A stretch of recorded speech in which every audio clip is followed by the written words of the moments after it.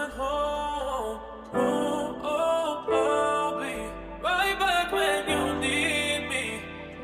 I've been on the road, but I'm coming home. Oh, oh.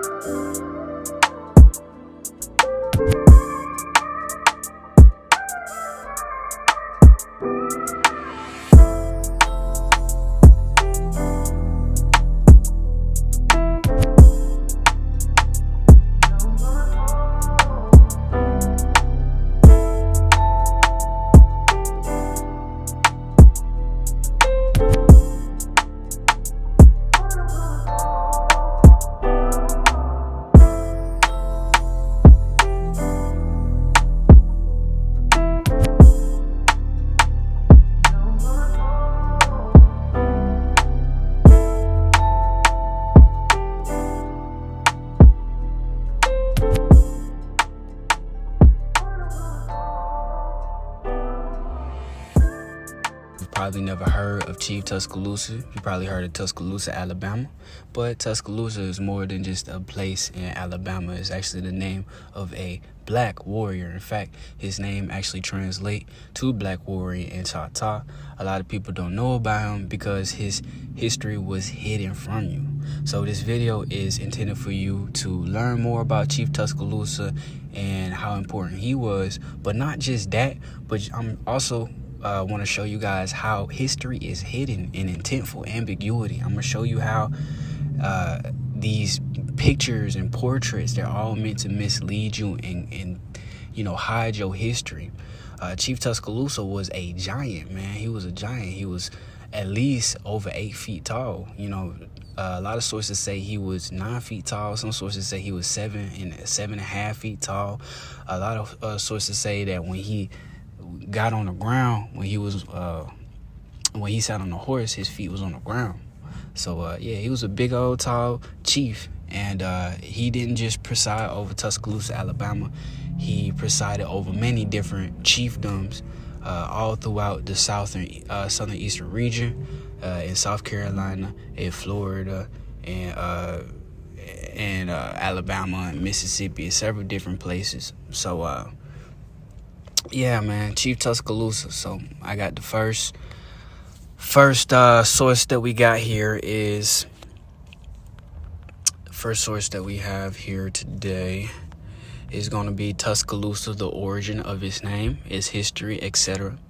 All right, it's from the Alabama Historical Society. It was made in 1876. So I'm gonna show you a couple of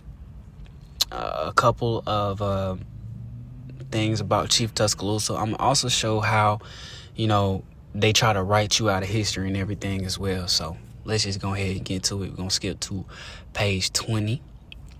So let me give you a little more context before we read this.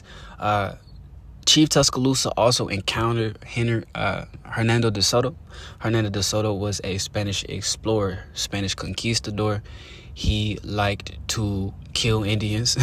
He liked to enslave them. He liked to enslave the royalty and pillage things. And he did it with a smile on his face and a Bible in his hand. And he really came here to pacify and conquer. He was the first person to celebrate Christmas over here in the Southeast. So Chief Tuscaloosa and Hernando de Soto actually did end up battling in the Battle of Mobile down near Mobile area. And Chief Tuscaloosa did lose that, but it was one of the bloodiest wars, bloodiest Indian wars that have been documented. So, that's a little bit of context to that. So, let's just go ahead and get to this. At this point, the army passed nearly due east of and within 50 or 60 miles of the present city of Tuscaloosa. DeSoto remained there until the 20th of August and then departed, taking the Cacique with him and a large number of his warriors to bear his baggage. And on leaving, they lost a common soldier by desertion and had to leave a Negro behind who was sick. The first darky, I suppose, who was ever settled in Alabama. So yeah, you got people in 1876 that try to hide the history, and they don't really understand. They weren't there in 1540 when all of this happened. So when DeSoto's talking about Negroes, he's just going to assume, that they got them from Africa, or, he going to assume something. But really, he was talking about the people that was already there that he was capturing. But that's how they try to play you like, Negroes weren't there. And, Hernando de Soto did have Moors as some of his people, his people that he came in with and everything. But if he was talking about them particularly, then he would have talked about his common soldiers, because they were his common soldiers. So it's not likely that he was talking about the Moors. He was talking about the Negroes that was actually there. So skipping to page 21. Tusca warrior and Lusa black, which would of course be warrior black, but by inversion into English black warrior. And here we have the first mention in any history of the name Tuscaloosa, as it is also the first name of any note or prominence that can appear in any history of the United States. This was the name of the chieftain as well as of his kingdom. He was represented as the most powerful of all the Caciques of this country. His fame reached DeSoto long before he approached his dominions, which included immense regions west and south of Coosa. The ambassador was the son of the Cacique and came attended by a large train of warriors. He was noble and imposing appearance, taller than any Spaniard or Indian in the army, as asymmetrical and graceful as Apollo, and of proud and princely demeanor. His mission was one of peace, and he invited DeSoto. We're going to skip some of this because here they're going to be talking about him and DeSoto meeting and everything. And I told you about the Battle of Mobile. I don't know about y'all, but I'm tired of hearing about Europeans, messing things up. I would say some curse words, but some old ladies in the comment sections told me I can't cuss no more. So I can't cuss no more because they my elders. But yeah, DeSoto, he did all that bad stuff. But we're not going to be talking about it. We're going to be talking about Chief Tuscaloosa and his legacy, all right? So we're skipping to page 22.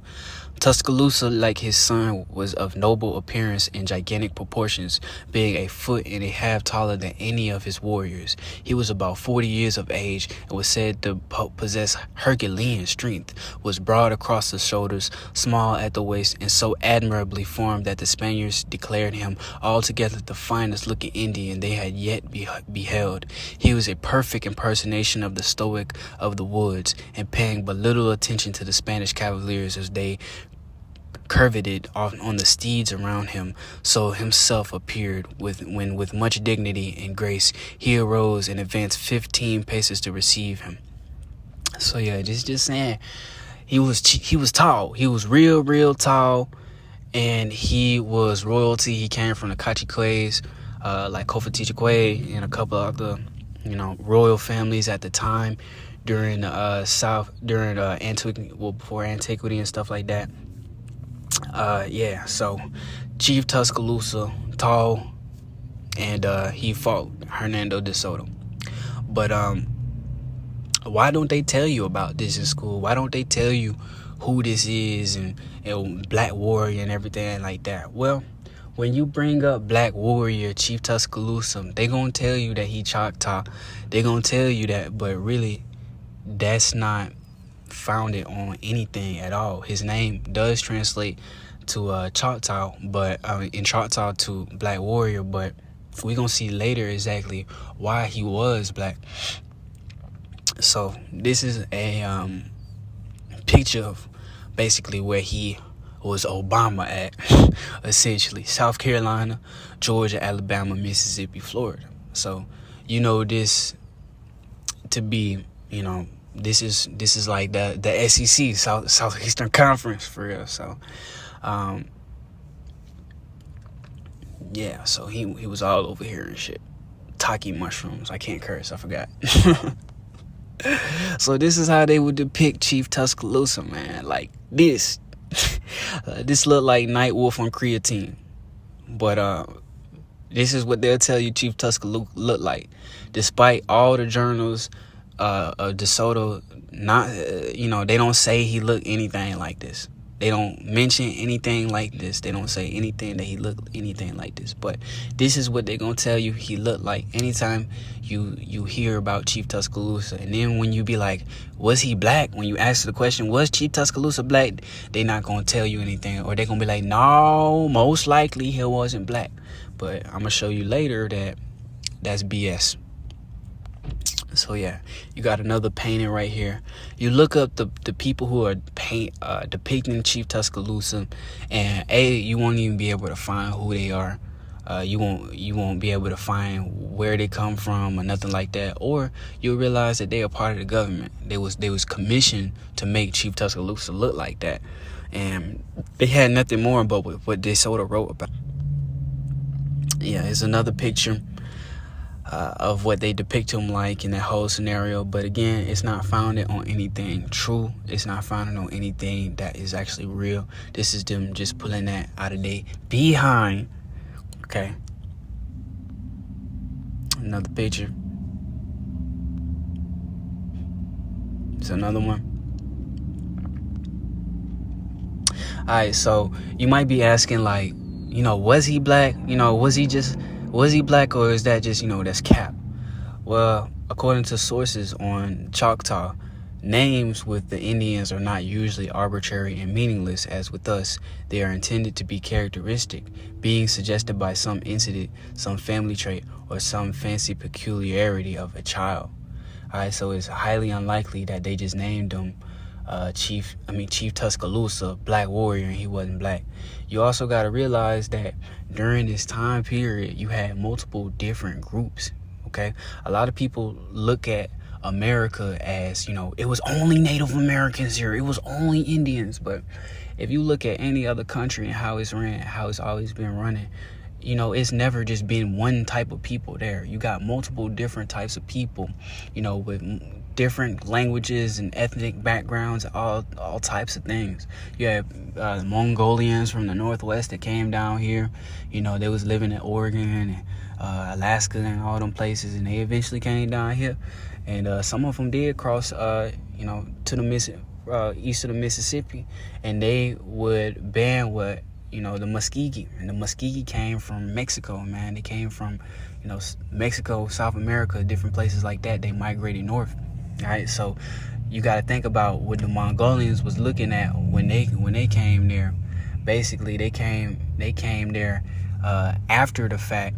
We know from the other video that I did that the Mongolians, like the Choctaw and some of the Creek and stuff like that, those names and stuff, they weren't originally us. They were actually assimilated into what we was already doing and everything like that. So it's not like we was Indians. We was already over here for a long period of time. We had many different chiefdoms, and one of the biggest chiefdoms was in Moundville, Alabama, which is right near Tuscaloosa, and that's where Chief Tuscaloosa, that was his main area of operation. That was like Washington D.C., during the late 1400s and the early 1500s. So I also wanted to touch on exactly where he was at and how your ancestors were building civilizations during antiquity and stuff like that. So basically, you got these things on the planet called ley lines, right?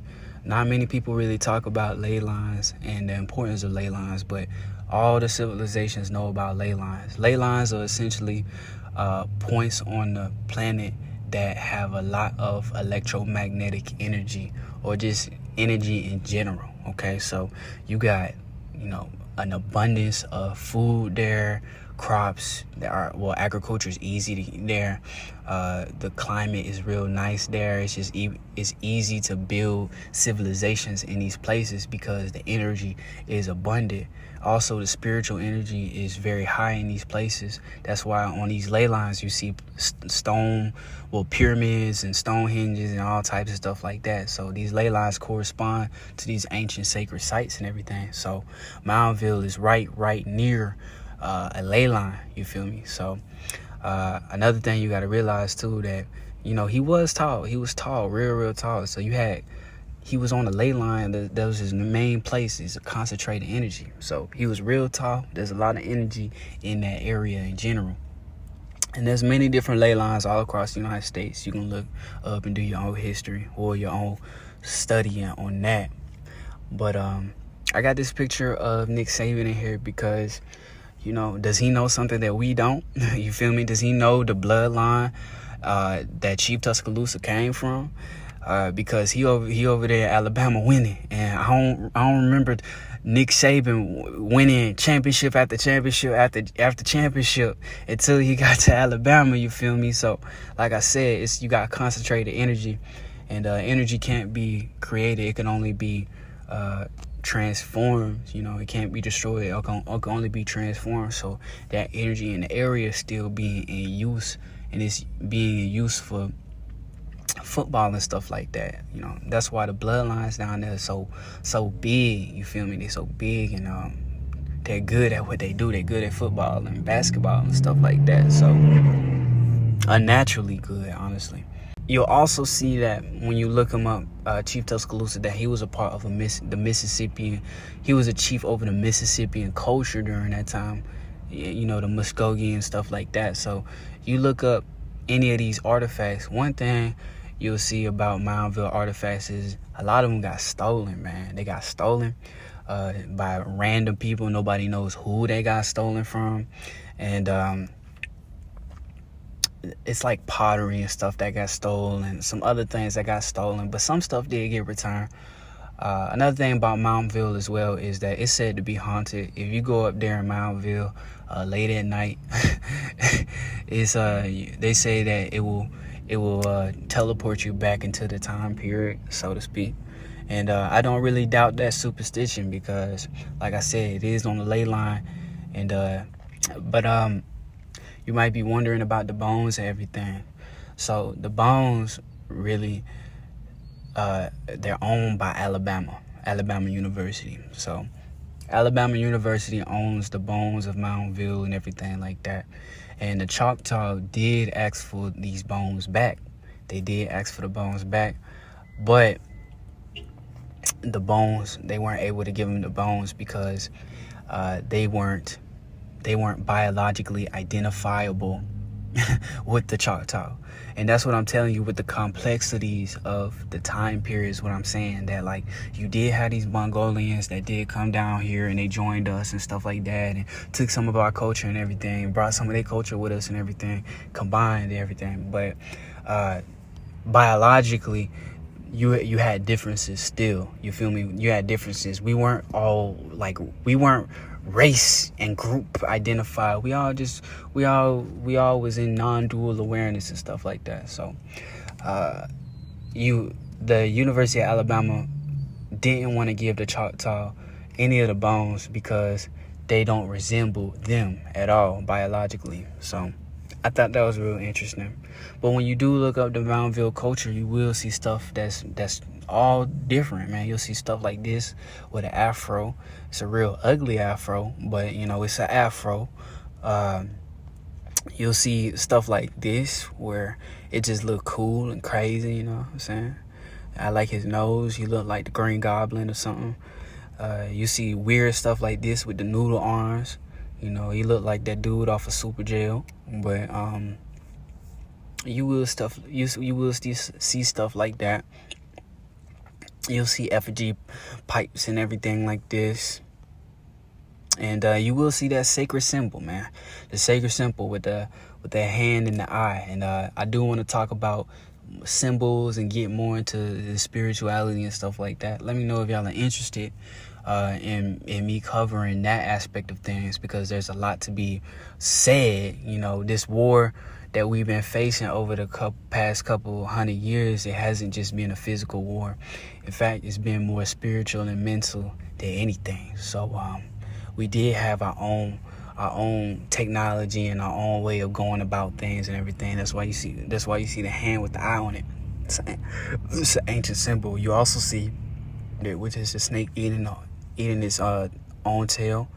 It's an ancient symbol, man, symbol for eternity. So that's what our ancestors was on. And you'll see stuff like this, man. I don't know what it is, but it look fire. I like the way it look. So you see, you got all different types of things found in the Mississippian culture.